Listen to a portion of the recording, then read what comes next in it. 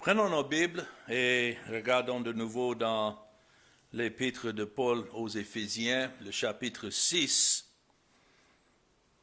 Et mon texte aujourd'hui, c'est du verset 12 jusqu'au verset 17. Et je voudrais vous parler de l'armure complète de Dieu qui est donnée aux enfants de Dieu. L'armure, c'est l'ensemble des armes défensives, pour la plupart, qui protègent le corps et les membres, par exemple comme le casque ou bien la cuirasse, etc. Et ici, dans mon texte, nous avons cité 7 pièces de l'armure de Dieu et leur rôle dans la protection de l'enfant de Dieu, et cela par la personne et l'œuvre du Seigneur Jésus. Ce que je voudrais que nous constations, c'est que chaque pièce de cette armure représente la personne et l'œuvre de Christ comme intercesseur à l'égard de son peuple. Il est venu payer la dette et nous pouvons dire qu'il a déjà vaincu tous les ennemis lorsqu'il est mort sur la croix. Et nous savons qu'il a triomphé de la tombe 3 jours plus tard. Mais c'est dans la confiance de cette victoire de Christ que nous pouvons savoir que nous sommes aussi revêtis de l'armure complète de Dieu et ainsi pouvoir tenir ferme dans nos batailles quotidiennes. Comme nous avons vu la dernière fois, il y a une guerre spirituelle qui continue. C'est le monde, c'est Satan, mais au-dedans de nous, c'est la chair qui reste toujours corrompue.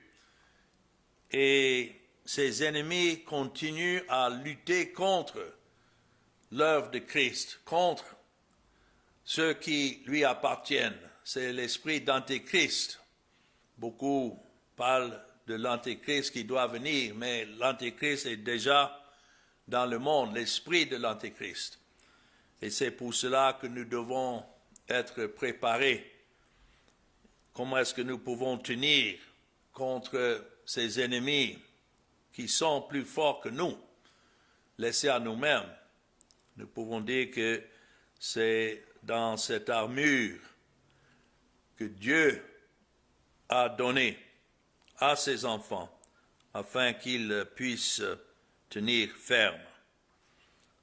Nous commençons, par exemple, dans le verset 12, pour reprendre où nous avons laissé la dernière fois, c'est écrit « Car nous n'avons pas à lutter contre la chair et le sang, mais contre les dominations, contre les autorités, contre les princes de ce monde de ténèbres, contre les esprits méchants dans les lieux célestes. » Voilà les ennemis dont nous avons vu la dernière fois. C'est pourquoi, notons, prenez toutes les armes de Dieu.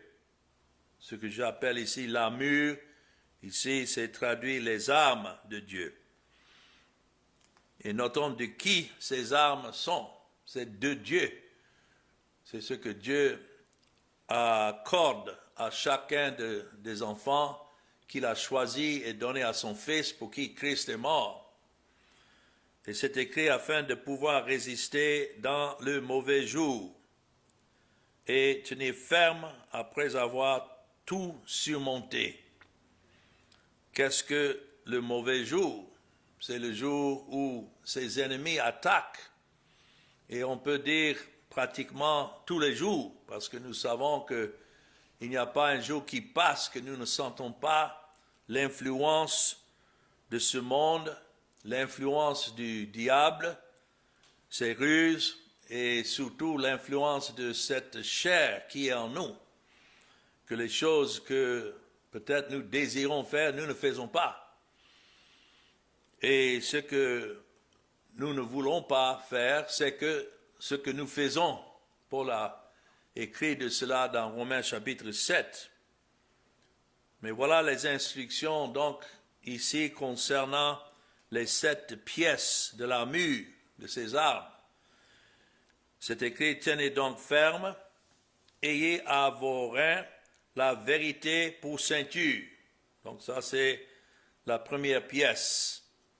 Deuxièmement, revêtez la cuirasse de la justice.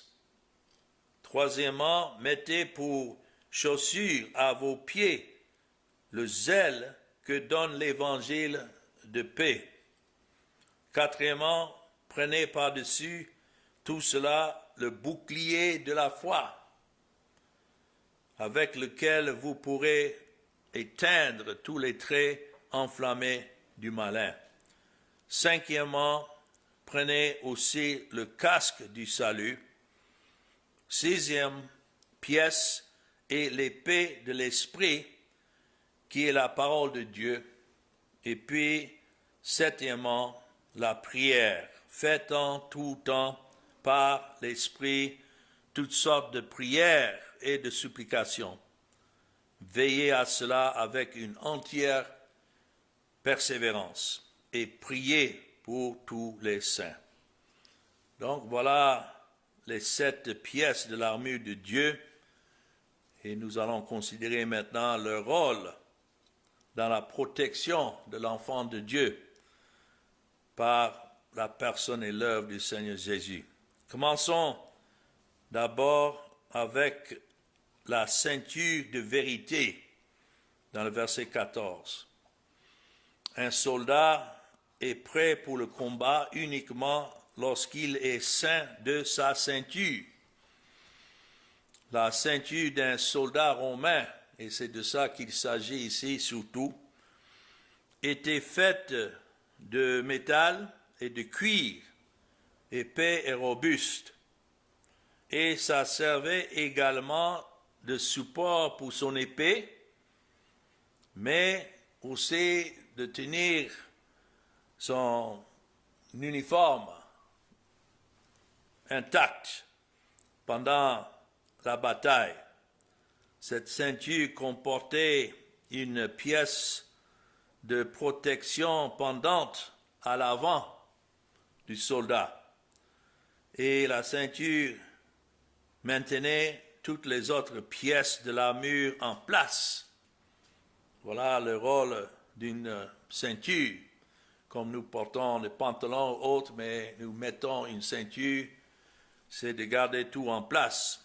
Être ceint de cette ceinture signifiait être prêt à agir. Lorsqu'il portait cette ceinture, c'est qu'il était prêt maintenant pour tout ce qu'il devait confronter. Et ici, c'est appelé la ceinture de la vérité. C'est écrit, ayez vos reins, à vos reins, la vérité pour ceinture. Nous savons que la vérité, c'est Christ. Sans Christ, nous ne pouvons pas faire face à qui que ce soit. Cet ennemi est trop fort pour nous tous. Mais étant la vérité, donc ayant les reins, à nos reins, la vérité pour ceinture, la vérité comme ceinture maintient l'armure de l'enfant de Dieu ensemble. Et la vérité ultime se trouve en Christ et dans sa parole. Parce que la parole est Christ, Christ est la parole.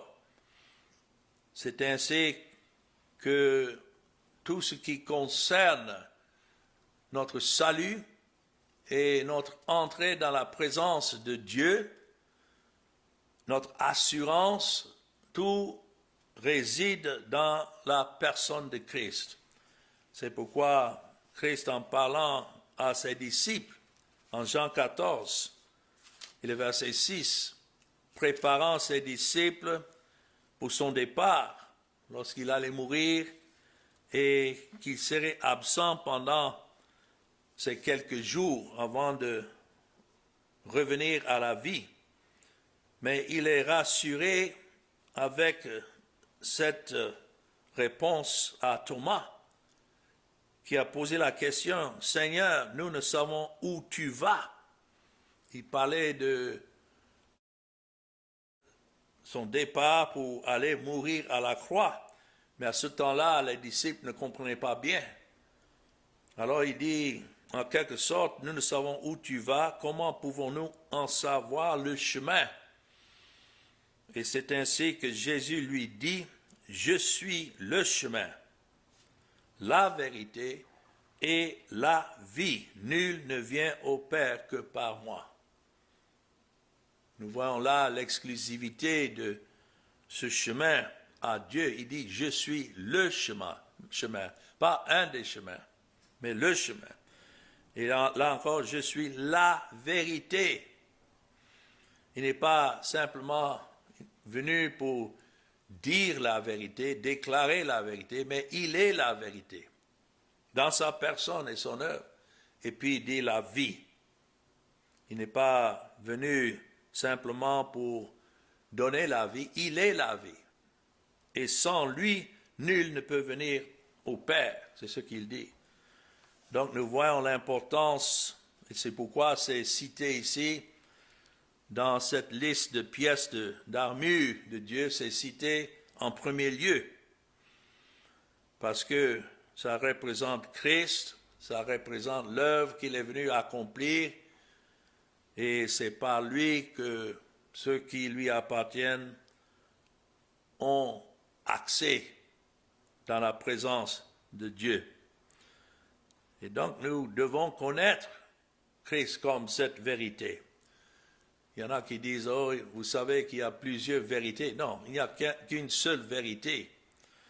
Et ceux qui appartiennent à Christ, par sa grâce,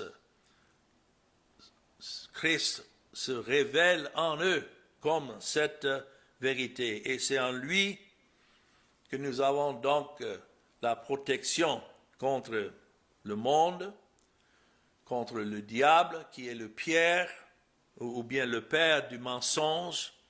C'est ce qui contraste avec la vérité, c'est que le diable était un menteur depuis le début, et ceux qui lui appartiennent sont aussi des menteurs et suivent et vivent le mensonge, sauf s'il plaît à Dieu d'ouvrir le cœur et l'esprit pour révéler Christ comme la vérité.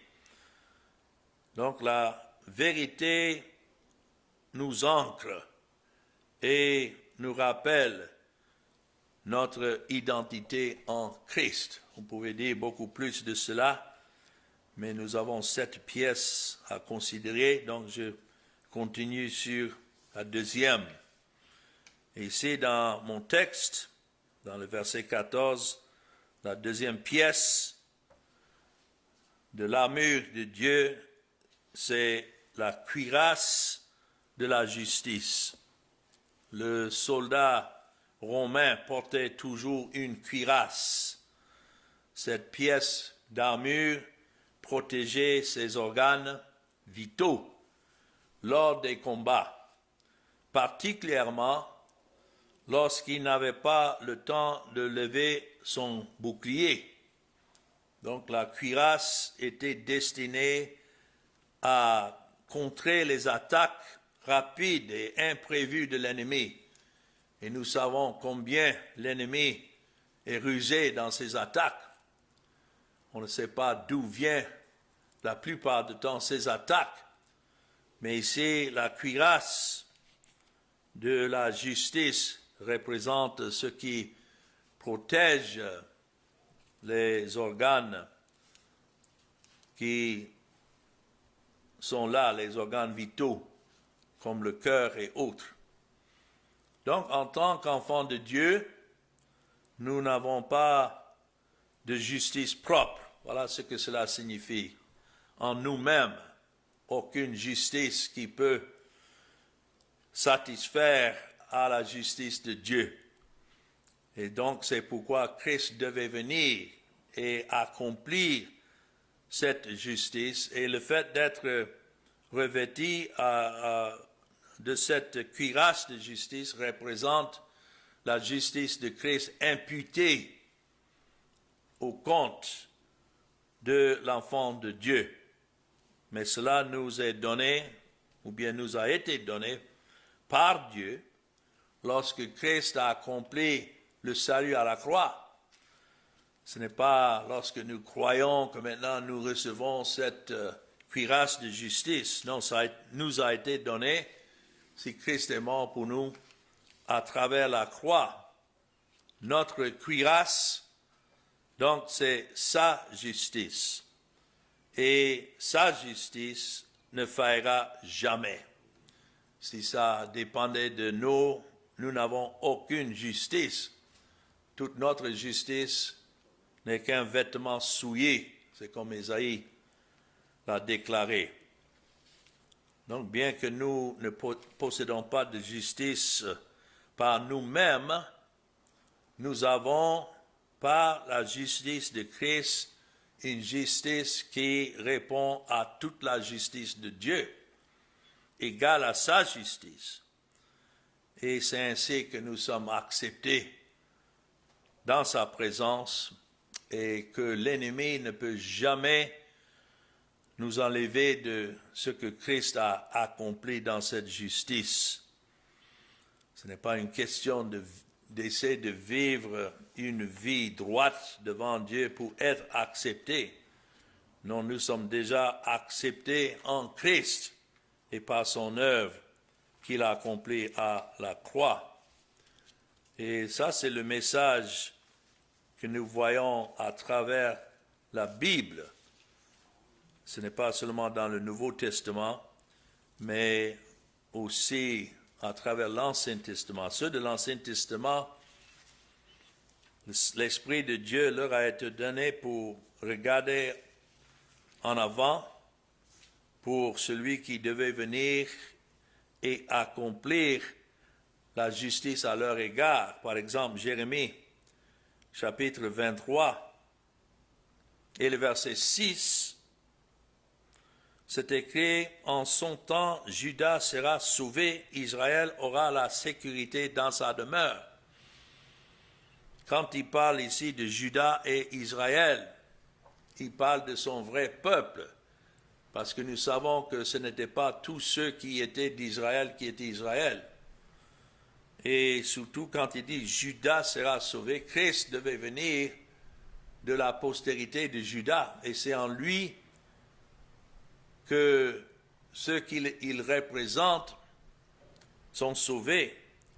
Et vous voyez à la fin du verset 6 dans Jérémie 23, c'est écrit « Et voici le nom dont on l'appellera », c'est-à-dire on appellera le peuple qu'il est venu sauver, l'Éternel notre justice, ou bien l'Éternel qui est notre justice. Donc voilà ce que représente la cuirasse de justice. C'est ce que Christ a gagné dans sa vie et achevé dans sa mort. Et à la fin de sa mort, à la croix, il ne restait rien que pour Dieu de déclarer juste, imputer cette justice au compte de chacun de ceux que Christ est venu sauver.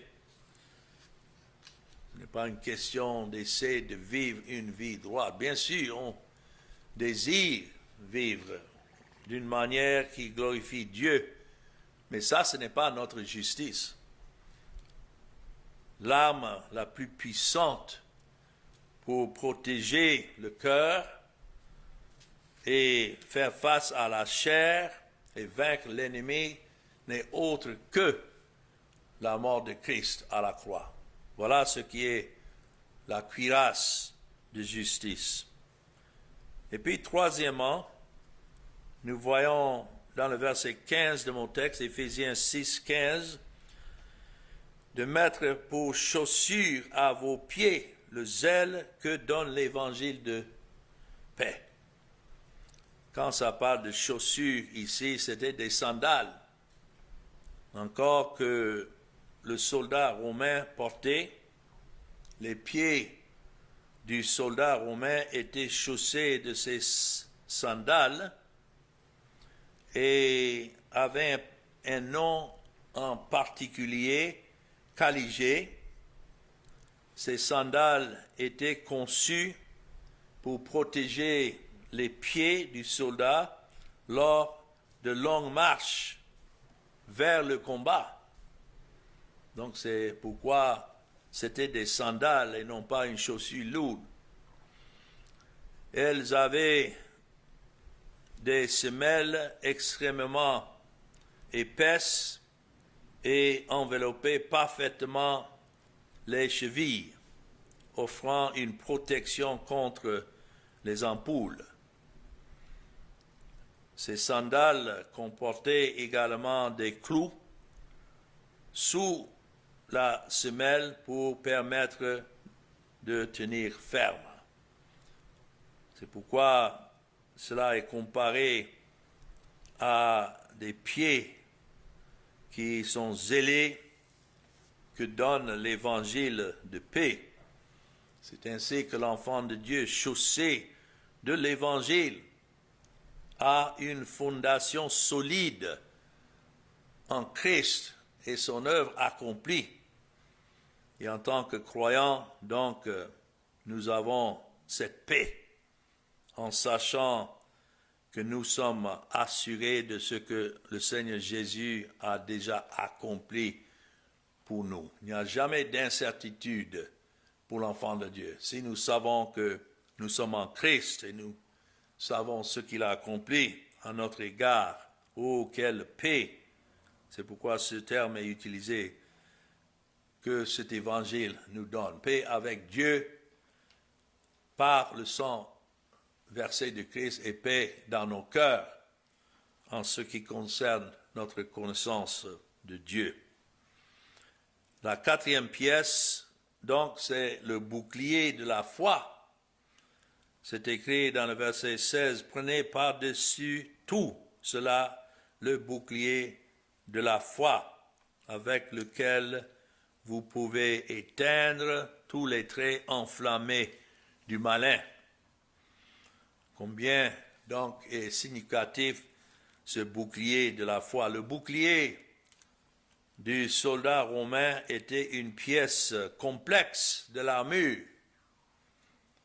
C'était appelé en latin scutum et il constituait l'arme défensive principale du soldat.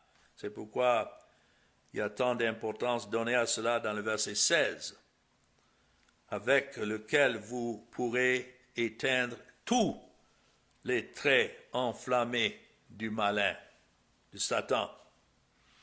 La foi représente donc le bouclier du croyant.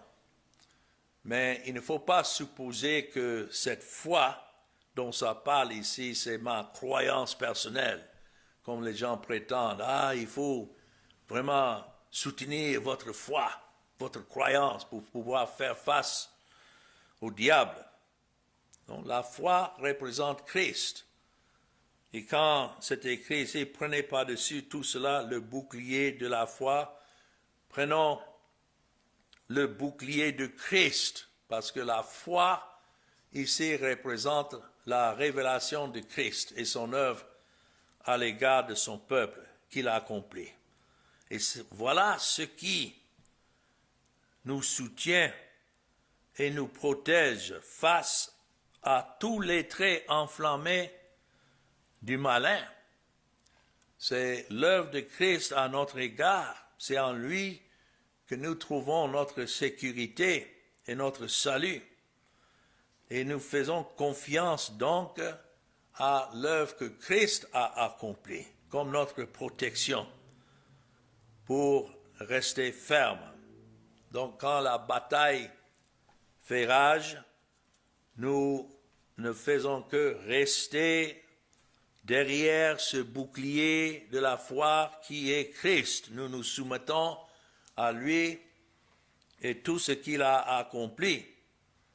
Et nous avons seulement à nous rappeler que Dieu fait concourir toutes choses au bien de ceux pour qui Christ est venu et ce qu'il a ordonné au salut. Lorsque les flèches enflammées, c'est une manière de faire la bataille, il lançait des flèches enflammées. Et lorsque ces flèches tentent d'atteindre notre cœur, voilà ce que la cuirasse protège, mais aussi le bouclier de la foi, c'est-à-dire l'œuvre de Christ. On ne peut pas trouver de meilleure protection contre le malin si ce n'est l'œuvre de Christ et tout ce qu'il a accompli. Et notons avec lequel vous pourrez éteindre tous les traits enflammés du malin. Il n'y a aucune flèche enflammée lancée par l'ennemi qui peut faire du mal à celui pour qui Christ est mort. Plutôt, c'est ce bouclier de la foi qui éteint, pas quelques traits enflammés, mais éteint tous les traits enflammés du malin. Oh, quelle bénédiction de savoir cela. On peut dire 4 choses au sujet de ce bouclier de la foi et ce que ça représente dans le Seigneur Jésus-Christ. Premièrement, nous avons cette assurance, Christ étant ce bouclier. Nous avons cette assurance qu'il ne nous abandonnera jamais. Il ne nous abandonnera jamais. Il est toujours avec nous. C'est ce qu'il a dit à ses disciples, que même s'il devait monter au ciel, il était toujours avec eux.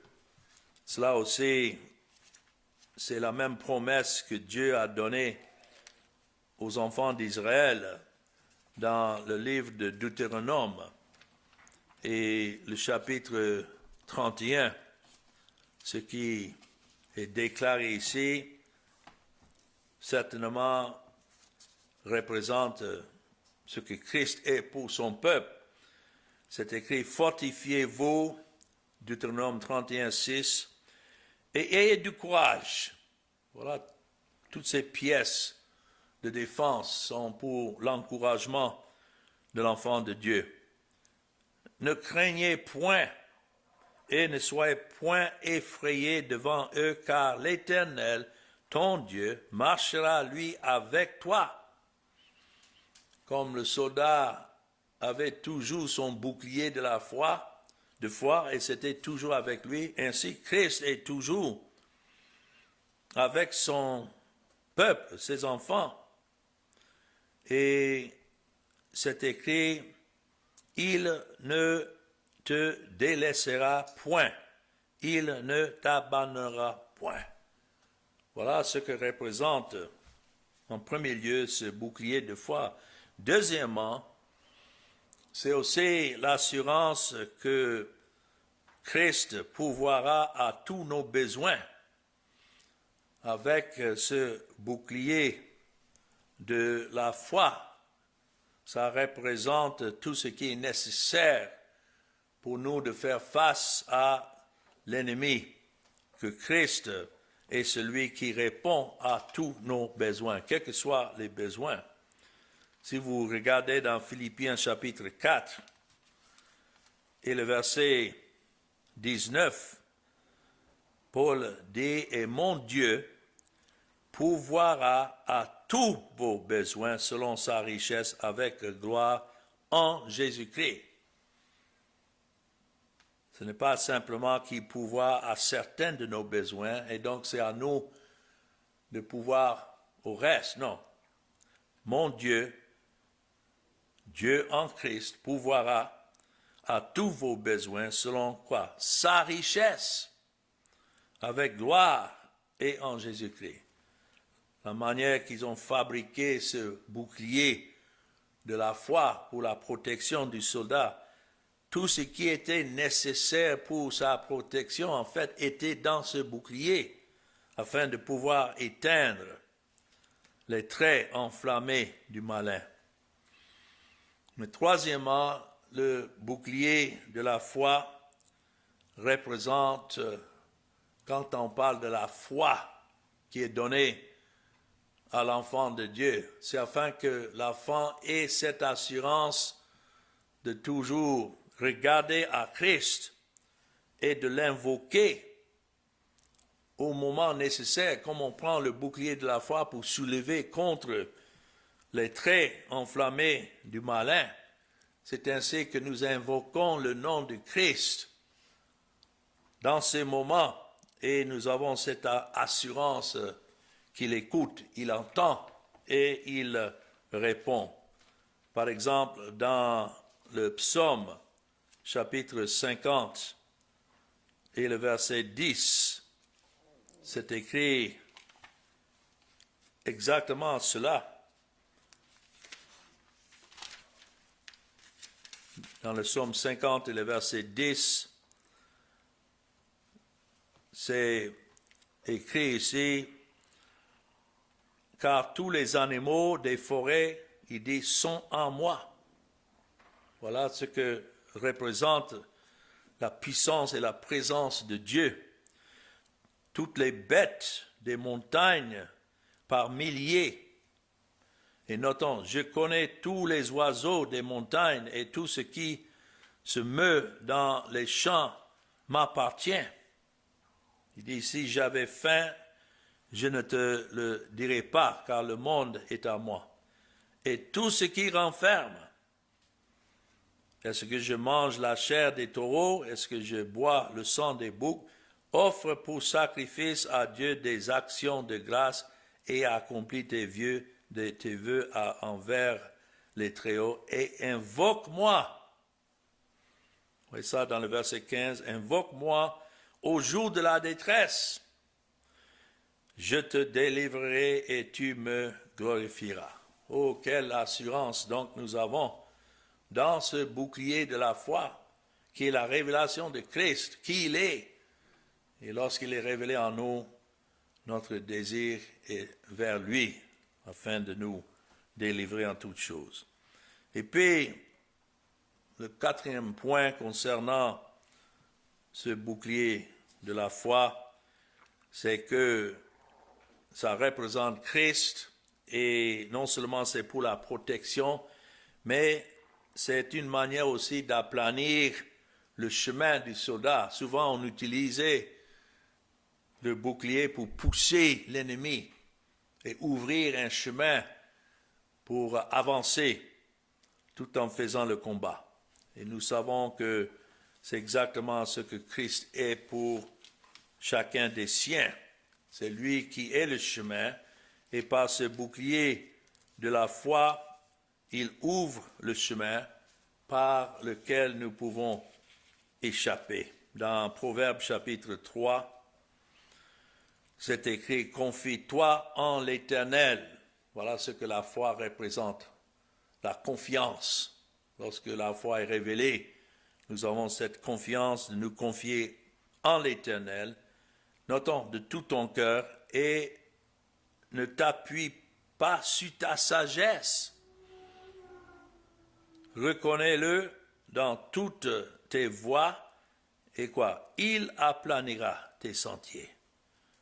Ne sois point sage, verset 7, à tes propres yeux. Crains l'Éternel et détourne-toi du mal.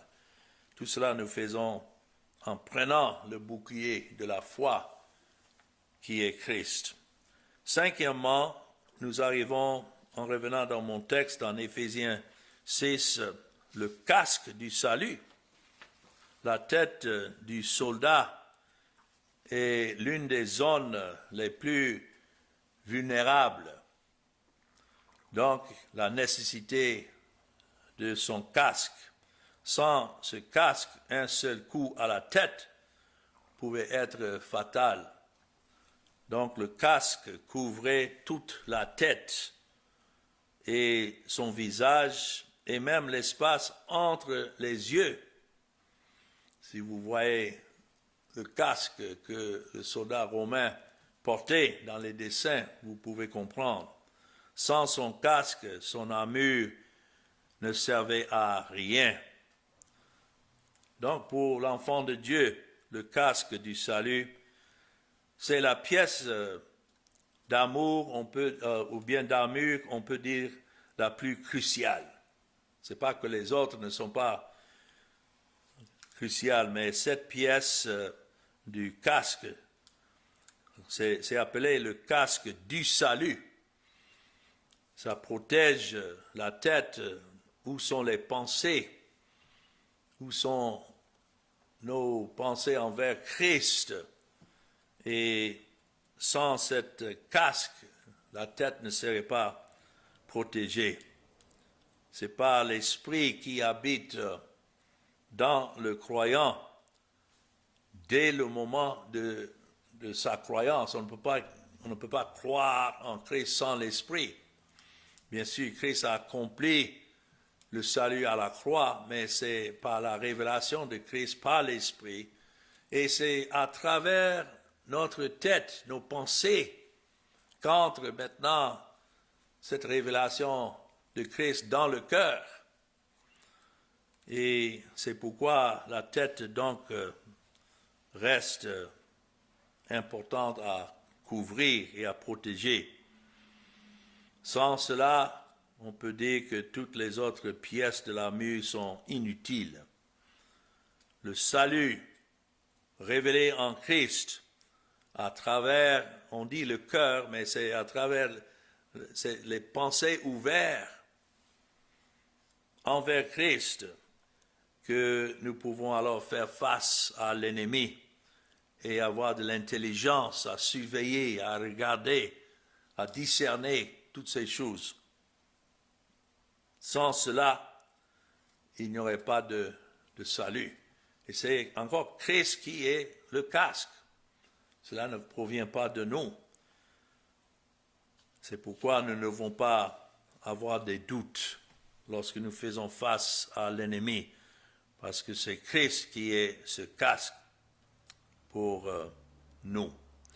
Et puis, la 6e pièce, c'est l'épée de l'esprit, comme vous voyez là.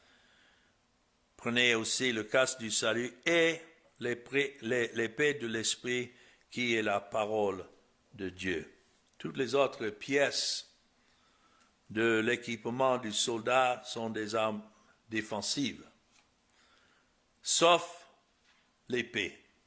L'épée, appelée aussi en latin gladius, c'est de ce mot qu'on trouve le nom gladiateur, gladius. C'était une arme mortelle. Entre les mains d'un guerrier habile, elle pouvait percer même l'armure la plus solide.